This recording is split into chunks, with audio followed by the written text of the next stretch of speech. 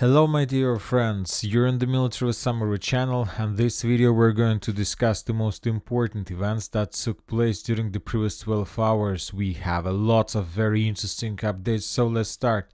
And first we're going to talk about Ukrainian resistance, about the rebels, about resistance, about the rebels, about people who are destroying the Ukrainian cars and vehicles of military forces, of police officers, and the most important of recruiters, and trying to stop this bloody mobilization. In these videos we can see additional cars that were destroyed by Ukrainian rebels. We don't know for sure whether these rebels support Russia or not, or they're just against Zelensky, but we can tell for sure that enemies of Russia's enemies are Russia's friends. So these two videos we took place exactly in Odessa. Few more videos we got from Vinnytsia, the same story. The Ukrainian locals first during the daylight are walking through the city trying to find the military vehicle, and as you can see the Ukrainians are trying to mark the military vehicles with some cross, but maybe it worked a month ago when the situation wasn't so critical, but starting of August the Ukrainian rebels don't care whether it's military car, police car, or recruiters cars. Everything will be destroyed because this is the only way how to reduce demobilization. This is the only way how to save your friends, your parents, your fathers, your brothers, and to have them at home, but not somebody somewhere in Toretsk or New York or anywhere else. And few more videos we got from Kiev. As you can see, as for Kiev we got additional updates, and Kiev the same story, the car with the cross and then the fire at night. Another Kiev military machine, military vehicle, cross discovering at during the day and fire at night. As for Kiev, we got additional updates. As you can see, during the previous 24 hours and during the previous nights, there was very loud inside of Kiev.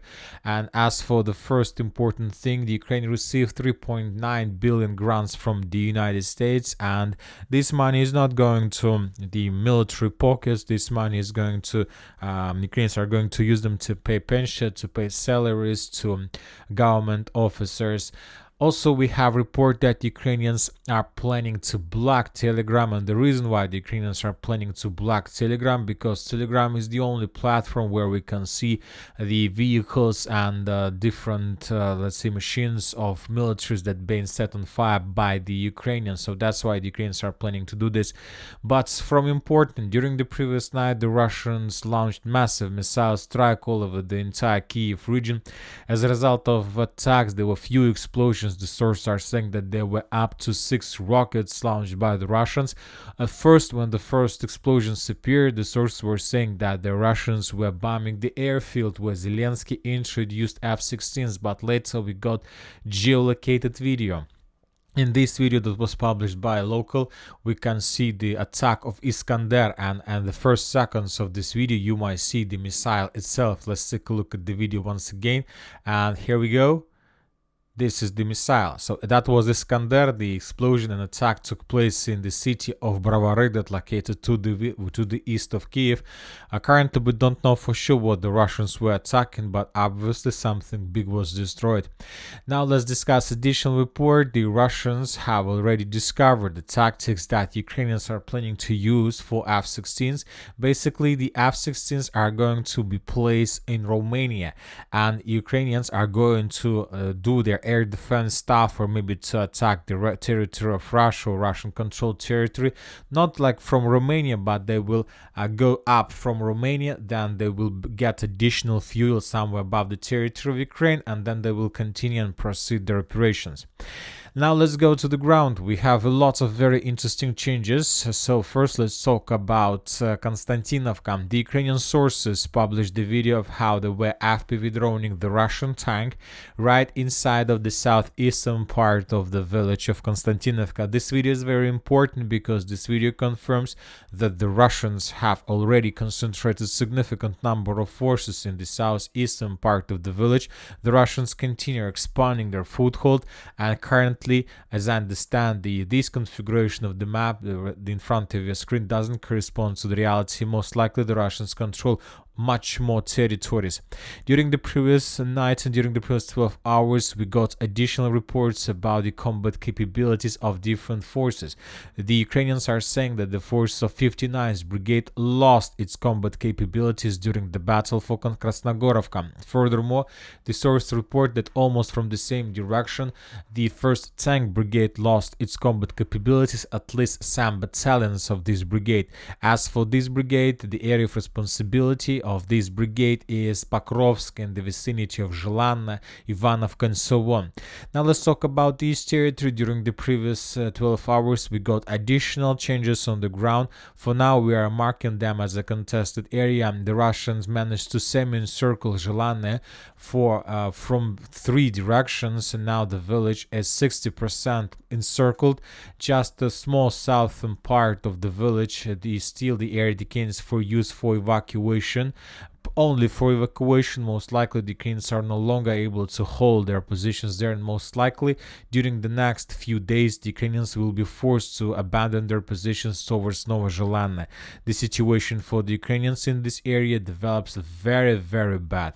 So once again, this information we got from different pro-Ukrainian mappers, and this is the progress of the Russians mainly in the northern, northeastern, and the eastern part of the village.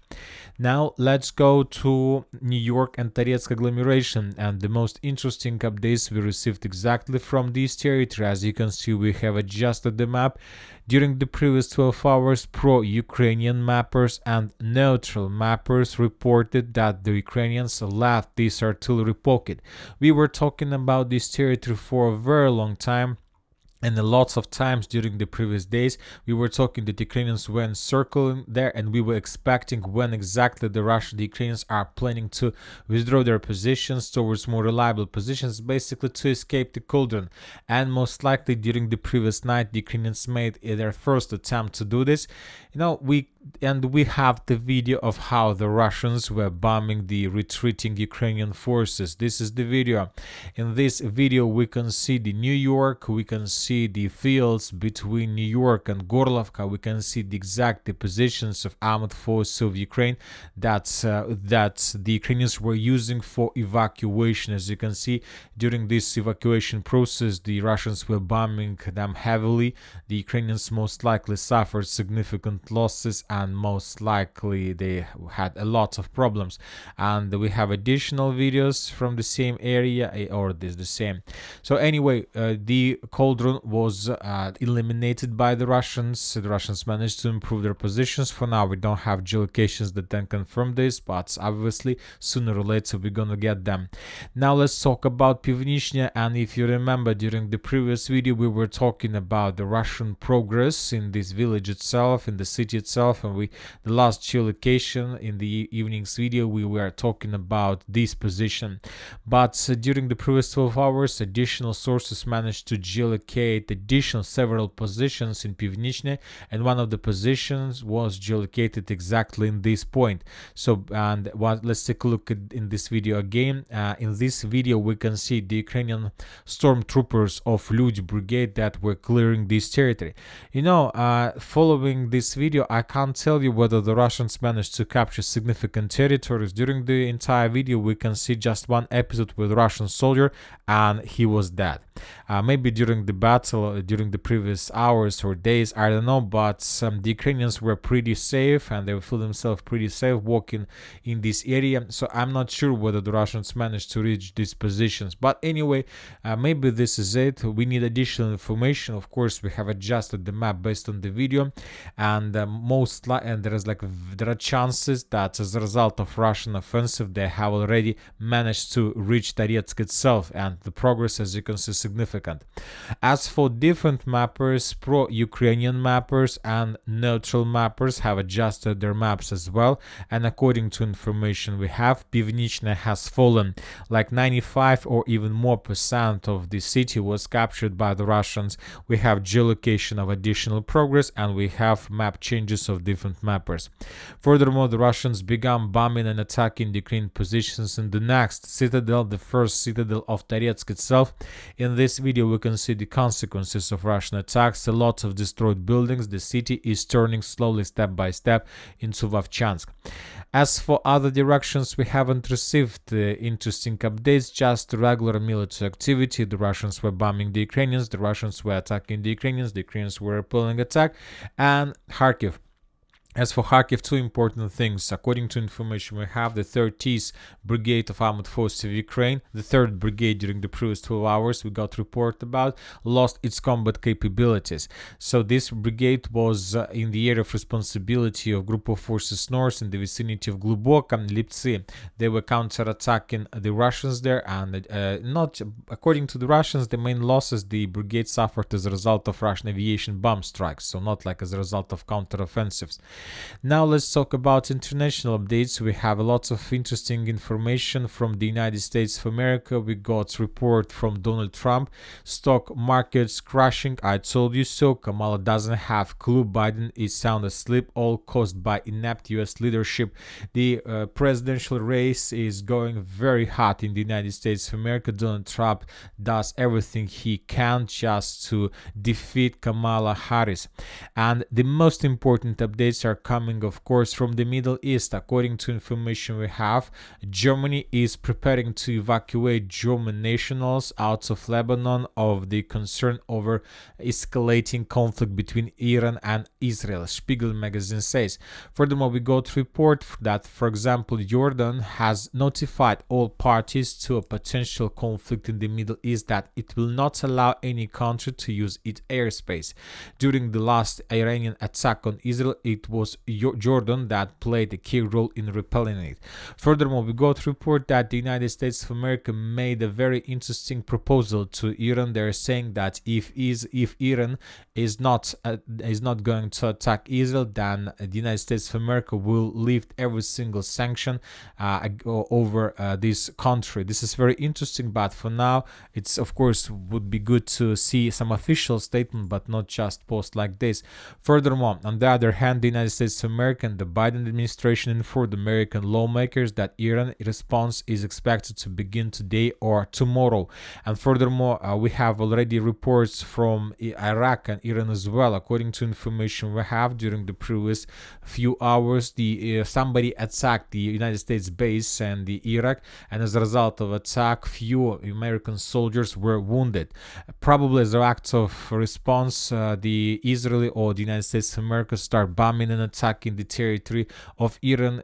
According to information we have, there were explosions in the military base of Iran in Isfahan.